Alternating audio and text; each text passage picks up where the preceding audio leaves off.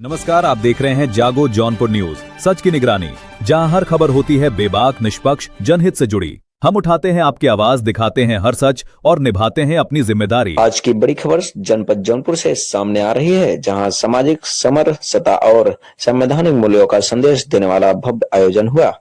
दरअसल डॉक्टर भीमराव अम्बेडकर जयंती एवं बौद्ध मेला महोत्सव का आयोजन शाहगंज क्षेत्र के बिशुनपुर चौराहे पर बड़े ही उत्साह और गरिमा के साथ किया गया। यह कार्यक्रम 25 अप्रैल 2026 दिन शुक्रवार को 8 बजे से शाम 6 बजे तक आयोजित हुआ, जिसमें क्षेत्र के हजारों लोगों ने बढ़ चढ़कर हिस्सा लिया। कार्यक्रम के मुख्य अतिथि रहे माननीय बीडी नकवी जी, पूर्व न्यायाधीश लखनऊ, जबकि अध्यक्षता माननीय अनुपत राम यादव जी, पूर्व न्यायाधीश द्वारा की गई। दोनों ही अतिथियों ने अपने संबोधन में बाबा साहब के विचारों को अपनाने और समाज में समानता, शिक्षा और अधिकारों के प्रति जागरूकता फैलाने का जोर दिया। इस अवसर पर बौद्ध धर्म से जुड़े सांस्कृतिक कार्यक्रम, विचार गोष्ठी और सामाजिक एकता के संदेश ने पूरे माहौल को प्रेरणादायक बना दिया। मंच से वक्ताओं ने संविधान के प्रति सम्मान और सामाजिक न्याय की दिशा में आगे बढ़ने का आह्वान किया। स्थानीय प्रशासन की देखरेख में कार्यक्रम शांतिपूर्ण ढंग से संपन्न हुआ। वहीं आयोजकों ने सभी अतिथियों का आमजन का आभार व्यक्त किया। फिलहाल के लिए इतना ही। ताजा खबरों के लिए बने रहिए जागो जौनपुर न्यूज, सच के निगरानी के साथ। धन्यवाद। सबसे पहले तथागत गौतम बुद्ध जी के और डॉक्टर बाबा साहेब अम्बेडकर जी के, सावित्रीबाई फुले, फातिमा शेख जी के और तमाम हमारे महापुरुष के चरणों में श्रद्धा सुमन अर्पित करते हुए आज हमारे बीच हमारे एक युवा लीडर नहीं है, उनकी तहे दिल से भावपूर्ण श्रद्धांजलि करते हुए हम उस दिवंगत परिवार को तथागत गौतम बुद्ध जी उनको जो है हिम्मत दें ताकि वह आगे इस आंदोलन को बढ़ा सके। इसके बाद हमारे मंच पर बैठे हुए, हम तो नाम नहीं गिनाना चाहूंगी, बहुत देर हो जाएगा। हमारे मंच पर बैठे हुए सम्मानित मंचासीन साथी और हमारे सामने बैठे हुए हमारे गांव के हमारे भाई और हमारे पिताजी, सामने बैठे हुए हमारी बहन, हमारी माताएं, सबको आज इस 14 अप्रैल कार्यक्रम के अवसर पर मैं तहे दिल से अभिनंदन करना चाहती हूँ। साथियों, अभी बहुत सारी बातें हुई है। डॉक्टर बाबा साहेब अम्बेडकर के जीवन संघर्ष की बातचीत हुई है, उन्होंने क्या आंदोलन किए थे उसके बातचीत हुई है, फिर महिलाओं की भागीदारी पे बात हुई है, अपने में है उस पर बातचीत की गई है। तो मुझे बहुत कम टाइम मिला है। अभी इधर से कह रहे कि आप सारी जगह बोलती रहती हैं तो आप अपनी जगह पे काम बोलिए, लेकिन मैं जरूर थोड़ा टाइम लूंगी। तो संविधान की बात करते हैं। संविधान डॉक्टर बाबा साहेब ने बहुत ही मेहनत से बनाई है और बहुत उन्होंने जिल्लत झेली हुई है। तो बाबा साहेब के संघर्ष क्या थे, किसने समझा है अब तक कि बाबा साहेब की ये संघर्ष थे और बाबा साहेब की ये मेहनत थी? ये कह देना कहीं न कहीं हमारी बेनामी होती है। जब तक बाबा साहेब के संघर्षों को न समझा जाए, बाबा साहेब के आंदोलनों को न समझा जाए कि बाबा साहेब ने क्या क्या आंदोलन किए थे, उनके आंदोलन के समय में क्या संघर्ष थे। बाबा साहेब के जो संघर्ष थे, उन्होंने संविधान बनाया, उनकी यह संघर्ष थी। उन्होंने अपने बच्चों को खोया, यह संघर्ष थी। उन्होंने दिन रात बोला, यह भी उनकी संघर्ष थी। उन्होंने सब पढ़ा, यह भी संघर्ष थी। उन्होंने देश दुनिया को समस्याओं को समझा, यह उसका संघर्ष था। बाबा साहेब संविधान तभी लिख पाए जब वो समस्याओं को समझे, जब उन जिल्लतों को बाबा साहेब ने झेला, तब जाके बाबा साहेब ने संविधान लिख पाए। अब जब जो लोग संविधान की बात करते हैं, वो सच में अपने विचारों में और अपने मनन में अब खुद से सोचे कि क्या सच में हम संविधान और बाबा साहेब के विचारों की बात करते हैं कि नहीं करते हैं। बाबा साहेब के विचार वो है, बाबा साहेब का जो विचार था, बाबा साहेब ने बराबरी का, महिलाओं का सम्मान दिया। और आज जो यहाँ पढ़े लिखे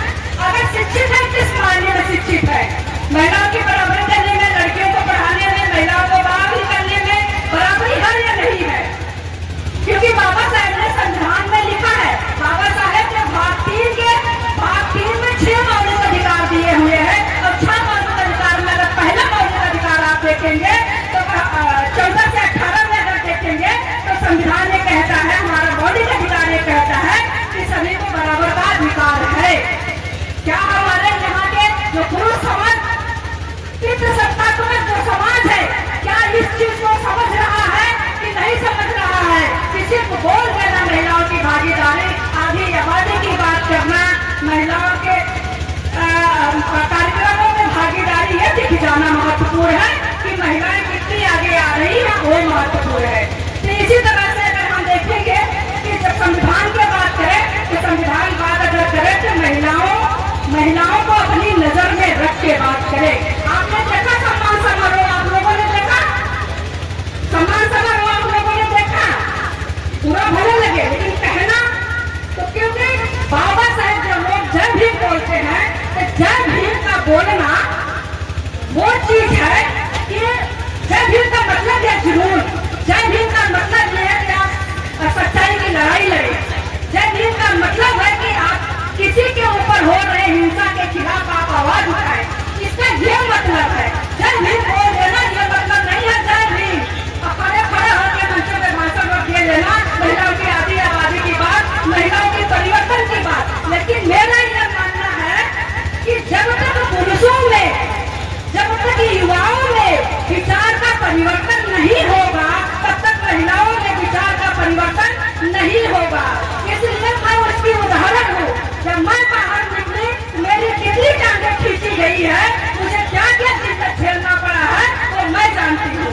मैं उसकी तरह की गवाह हूँ, मैं ये गवाह खड़ी हूँ, इसलिए मैं बोल पा रही हूँ। तो इसीलिए क्योंकि जो पुरुषों की विचारधारा है, जो समाज की विचारधारा है, जो सत्ता की विचारधारा है, उसी विचारधारा में हम महिलाएं, हम लड़कियां पल रहे हैं, उसी विचारधारा में हम लोग पल रहे हैं। तो इसीलिए जब हम कहते हैं कि महिलाओं को विचार परिवर्तन करना चाहिए तो उसी हिसाब से मैं कहती हूँ कि पुरुषों को विचारधारा, पुरुषों को सत्ता को समझने की जरूरत है। जब तक पुरुष सत्ता को नहीं समझेगा तब तक महिलाओं को और लड़कियों की विचारधारा में कोई बदलाव नहीं आ सकता। एक दो महिलाएं अपवाद है, उस अपवाद को हम इसका उदाहरण न मान ले, हम उसका उदाहरण न मान ले तो विचार करने की जगह वहाँ है। अगर हम सुने देखे कि गौतम बुद्ध के समय में उन्होंने कहा था कि बुद्धं शरणं गच्छामि, धम्मं शरणं गच्छामि, संघं शरणं गच्छामि। ये बुद्ध की वाणी है। तो उसी जगह पे बाबा साहब ने क्या कहा था? बाबा साहब ने ये कहा कि शिक्षित बनो, संगठित बनो, संघर्ष करो। बाबा साहब ने कहा था कि किताब पढ़ लेना, किताब पढ़ने से आप शिक्षित हो गए। जब तक आपकी समाज की जानकारी नहीं आएगी, समाज का ज्ञान नहीं होगा, समाज में क्या समस्याएं हैं उसका ज्ञान नहीं होगा, उसकी जानकारी नहीं होगा, उसके लिए हम खड़े नहीं होंगे, तब तक ये कोई ज्ञान हमारा ज्ञान नहीं है। किताबी ज्ञान हमारा कोई मायने नहीं रखता है। आप शिक्षित बनो, संघर्ष करो, इसके बाद ही जब आप शिक्षित हो जाएंगे, जब आप अपनी चीजों को समझने लगेंगे, इसके बाद आप संघर्ष कर पाएंगे।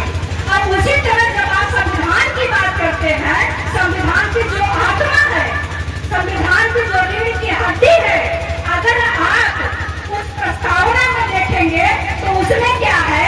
न्याय है, समता है और बंधुता है। ये अगर तीनों चीज हम देखेंगे तो बिल्कुल सेम एक ही चीज है। न्याय की बात कर रहे हैं, समता की बात कर रहे हैं और बंधुता की बात कर रहे हैं।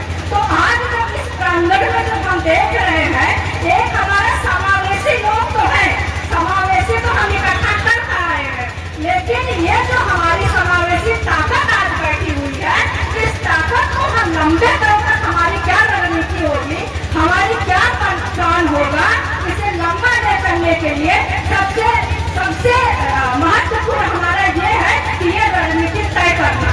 और हमें कहते जब हम इतना बड़ा कोई भी कार्यक्रम अगर हम सहयोग राशि से करते हैं, सबकी मदद से करते हैं, तो सबकी जिम्मेदारी दिखनी चाहिए, सबकी लीडरशिप दिखनी चाहिए, सबका जो है मंच पे जो हमारे मंच के साथी हैं वो स्वागत करने जगह दिखनी चाहिए। अगर ये चीजें नहीं दिखती है, सिर्फ एक आदमी का अगर श्रेय हो,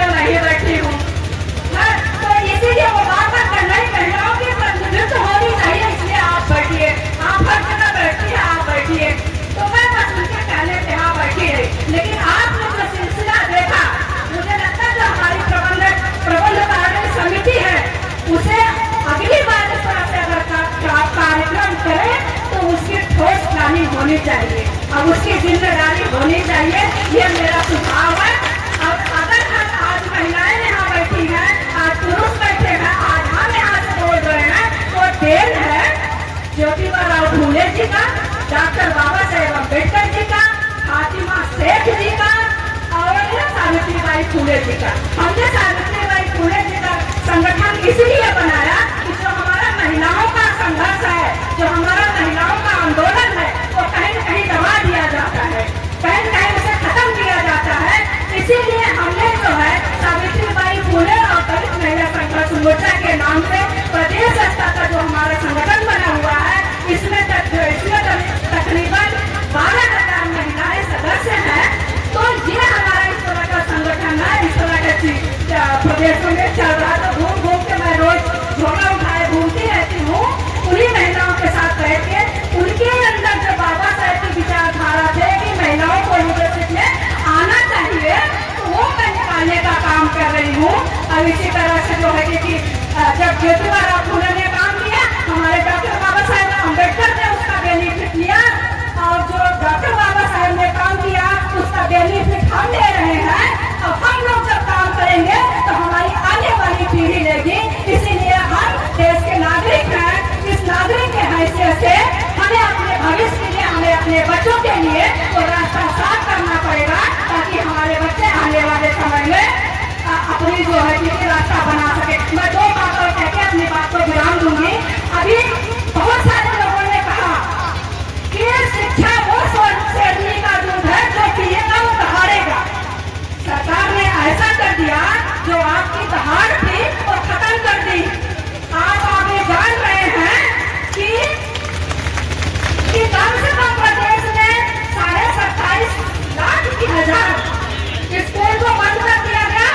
और आप ये देख रहे हैं उससे कितने, अगर 5 टीचर को एक मान ले एक विद्यालय से, कितने टीचर बेचारे बेदखल हुए हैं।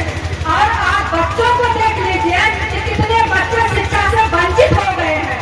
और हमारे पास एक लिस्ट आई है अभी सिर्फ आजमगढ़ की, कि जो बच्चे बीएड कर रहे थे, बीटीसी कर रहे थे, 5,000 ऐसे बच्चे हैं कि जो बीएड और बीएड नहीं कर पा रहे हैं। इसीलिए कि सरकार ने खत्म कर दिया कि वो जो हम गरीब लोग हैं, तो उसमें ये है कि पहले हमारा जो एडमिशन हो रहा था वो 0 फीस पे एडमिशन होता था। जब स्कॉलरशिप आती थी उसकी पूरी फीस भर दी जाती थी, लेकिन सरकार ने इसे खत्म कर दिया। चला गया दहाड़ने वाला काम और हमारा, उसको खत्म करके अब उसको क्या कर दिया कि भैया आपको फीस देनी पड़ेगी। हमारी और आपकी हैसियत इतनी नहीं है कि हम उतना फीस जमा करके हम अपने बच्चों को IAS, PCS और लेक्चरर कुछ बना सके। तो हमारा वो भी दहाड़ने वाला जो काम था वो भी सरकार हमारे हाथों से छीन ली है। तो बस हमारे पास बार-बार नोटिस आ रही है। इसी शब्दों के साथ मैं अपनी बात को विराम देता हूं।